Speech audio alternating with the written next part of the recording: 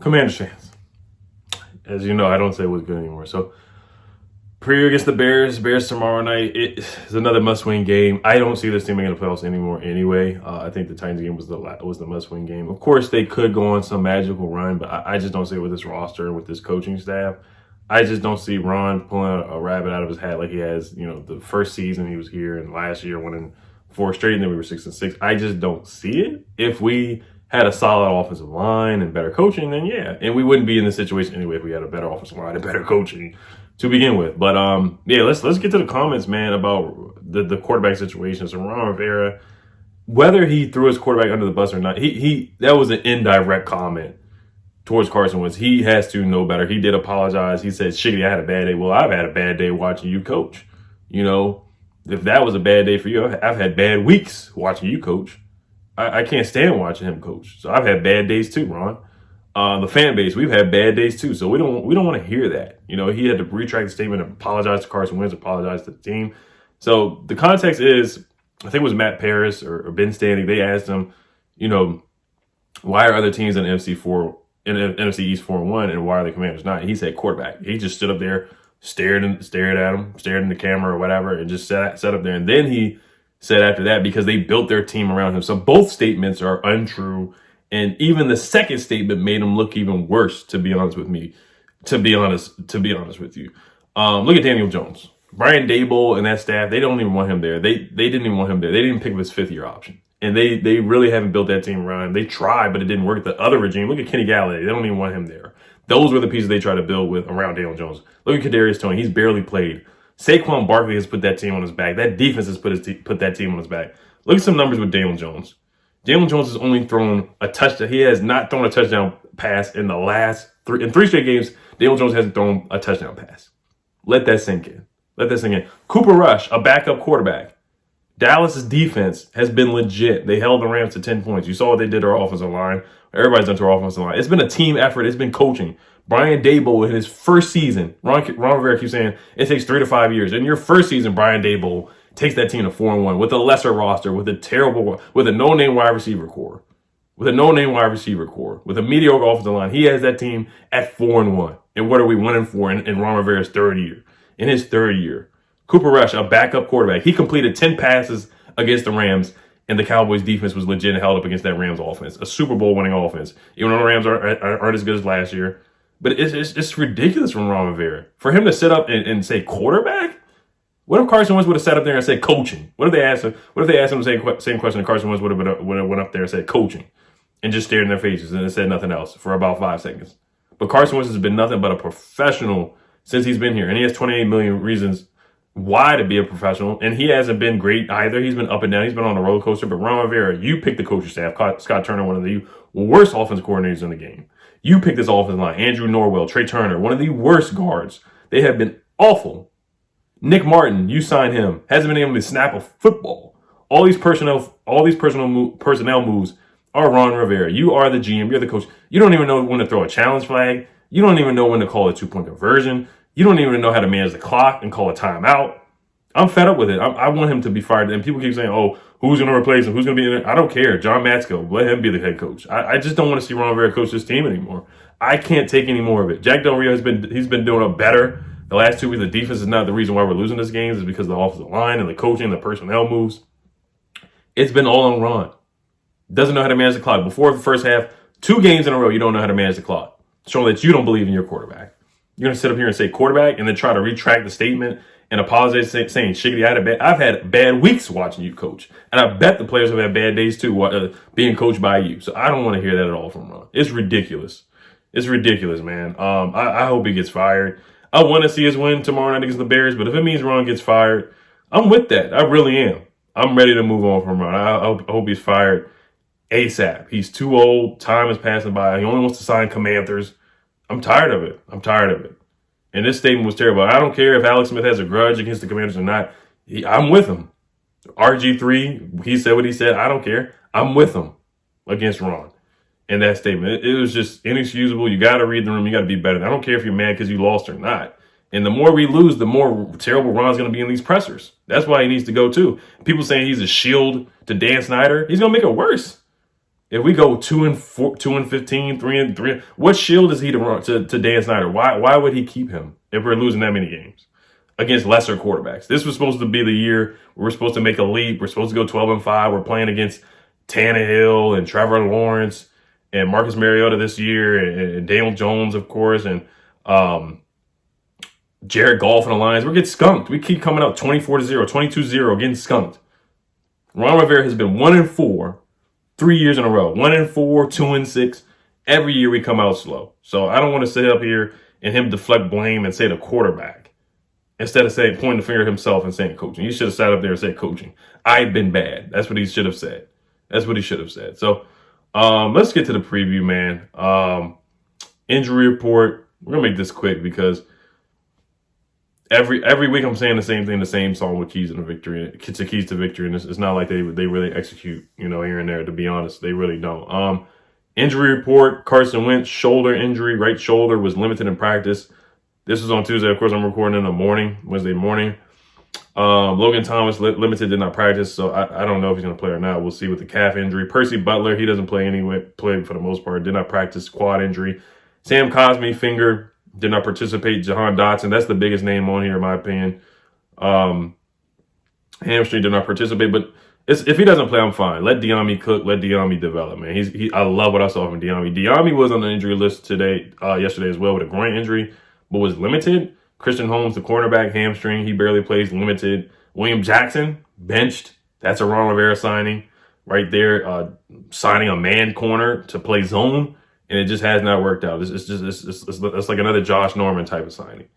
Was a full participant in practice, or he was limited on Tuesday, but he'll probably be benched again. And then after the game, he's going to say it was my back. David Mayo, hamstring, limited. Carson Wentz, right shoulder, limited. The Bears are pretty healthy for the most part. And N'Keal Harry, he's on injured reserve, but he was limited on Tuesday. Their linebacker, Matt Adams, on IR.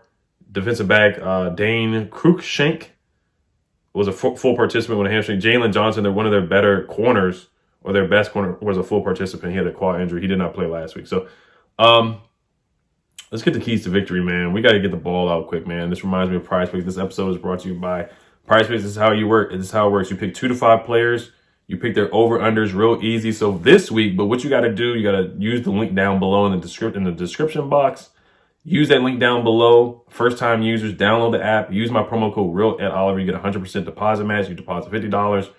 Prize Picks will match you with $50. $100, they'll match you. So the picks that I have is real easy, over-under. So the picks that I have this week that they gave us for Washington, Carson Wentz 240.5 passing yards. I'm going to go with the under, even though I think he could get the over in this game. He had 300 yards last week. His 300 yards against the Lions, 300-something yards against, or 400 yards against the Jags. So he can easily go over that, I think, against this Bears defense. Terry, 58.5 receiving yards. I'm going to take the over on that, but I'm going to go the under on Carson's passing yards, which is 240.5. Curtis Samuel, his over-under is 50.5. I'm going to go under barely. I do think Curtis is going to have a solid game. I think he's going to get a couple first downs. He's going to move the chains, and he's going to have another big catch like he did last week. And that contradicts my pick. But I just have a feeling, my gut is that he'll have under 50.5 receiving yards. All right, so let's get to the keys to victory real quick. Let's look at some numbers that I see here. The Bears their run defense is really bad, man. They're really bad. They're like 31st in rushing yards allowed. They give up 4.9 yards per carry allowed, which is like 25th in the league. 30th in rush touchdowns allowed. Their rush defense is bad. They're like bottom 5 in rushing attempts allow, or teams that run the ball. So that shows you that opposing teams are running the football on them. They can run the football. So we got to establish the run and stick with it. That's on Scott Turner play calling. I think, honestly, we have so many backs that are good. Like Brian Robinson's good, Gibson's good, McKissic's good, John Williams is good. I think we need to pick 2 backs and stick with it, because guys aren't getting in a rhythm. And I think some of it's the play calling, but guys aren't really getting in a rhythm either. I understand the running back by committee, but I think we need to pick 2 backs. McKissic has to get snaps too, but at the same time, we got to get somebody in a rhythm, whether it's Gibson or Robinson. Somebody's got to get in the rhythm and get in the flow of the game. So we got to establish the run and get somebody in a rhythm or in a flow, in my opinion. I do want to see John Williams get carries, but like I said, it's tough to get 4 running backs in there and all of them get carries. But we got to run the ball. We got to establish a run. Carson Wentz got to be mobile as well. Another key, get the ball out quick. When our offensive line is not good, Andrew Norwell is pretty darn bad. Sadiq Charles did okay last week. I thought Lano did okay. Lucas, I thought for the most part they were okay, except for Norwell. And Nick Martin, he's got to snap the ball better, man. You just got to be a professional and be able to snap the football to your quarterback at the end of the day. Get the ball out quick. Kirk Cousins last week, he went 17 for 17 to start against the Bears defense. Now, Jalen Johnson didn't play, but still, like, that's pretty darn bad. Their corners, like Kyler Gordon, he's a rookie. They got some other guys, some other corners that struggle too. Kyler Gordon has given up the most yards allowed in the league. Jalen Jones is a corner that you could definitely go after as well. Kyler Gordon, he's allowed 326 yards in coverage this season. Actually, 397 yards through 5 weeks. That is the most in the NFL. Kyler Gordon, who's a second-round pick, he's a rookie. So Terry McLaurin, De'Ami Brown, Curtis Samuel, they got to eat, man. They got to eat. Same thing with, I want to see Cam Sims get some targets as well. Spread the wealth. They got to eat against these guys. And I think they have the better matchup. Jalen Johnson's their best corner, but I don't see anybody sticking Terry. Get the ball to Terry McLaurin early and often. Get the ball to Cole Turner, too. John Bates did a good job, too. Use your tight ends, Armani Rogers. Tight end screens. You got to get these guys a football. We have weapons. We got to use them. Another offensive key, like I said, get the ball out quick. Offensive line, got to block. I mean, it is simple, man, every week. Ron Rivera, coach, of course, with coaching. Calling timeouts, clock management.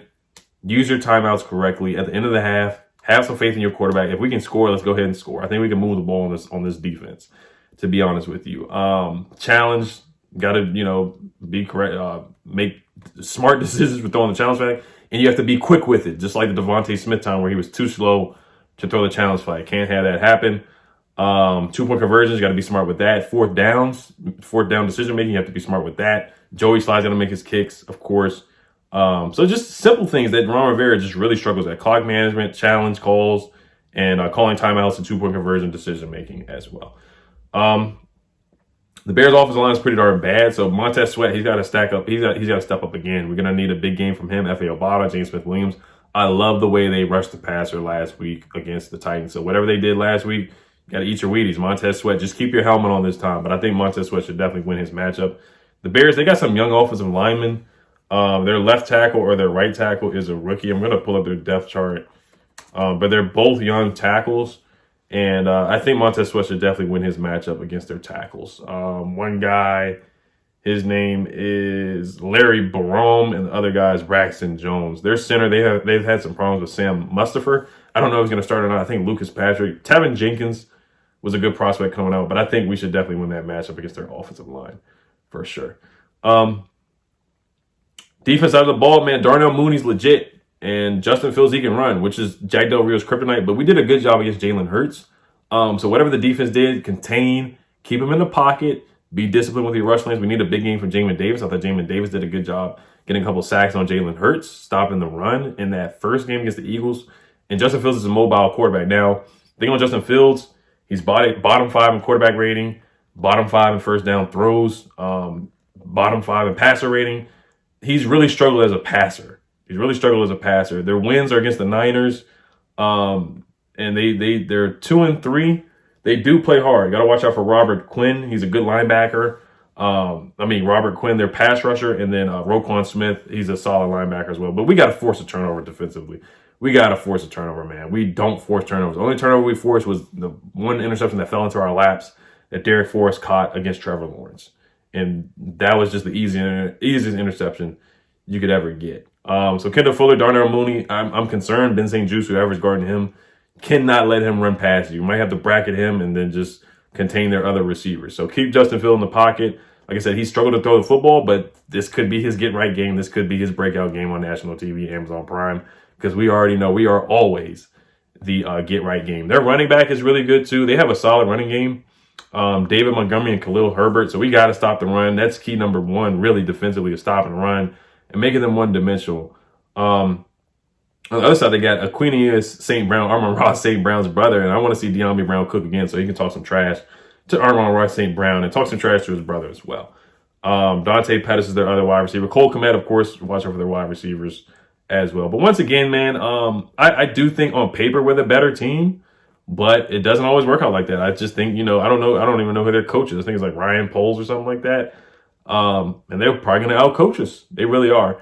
And we got to cut down on the penalties, man. We've been very undisciplined. A lot of false starts, holding penalties, hands to the face, stuff like that. We've just been undisciplined. A lot of offsides and neutral zone infractions. We got to relax on that. So Ron Rivera has to coach better on that too. So final score, I hate to say it, man. I have us losing again. It could be 17-14. I'm gonna say 17-14. We lose to the Bears. I think once again it comes down to, I think it's gonna come down to us getting a stop, or it's gonna be 14-14. The Bears get the ball and they get in field goal range. Justin Fields makes a pass to Darnell Mooney, and they kick a game-winning field goal. Dax Milne has been awful on punt returns too. Almost forgot about that too. They need to find somebody else. That's our wrong 2 personnel moves. Let DeAndre Carter walk. Not bringing back Eric Flowers. The list goes on and on with the bad moves this offseason that Ron Rivera did make. So I have us losing 17-14 on a game-winning field goal. It's going to be somewhat of an ugly game, kind of like not as bad as last week with the Colts and Broncos, but I see us losing 17-14. The Bears kick a game-winning field goal. Justin Fields throws the ball to Cole Kmet or Darnell Mooney to get them in field goal range, and they hit a 45 or 48-yard field goal to win the ball game. All right, you guys let me know what you guys think. Elton Commanders, as always, man. Peace.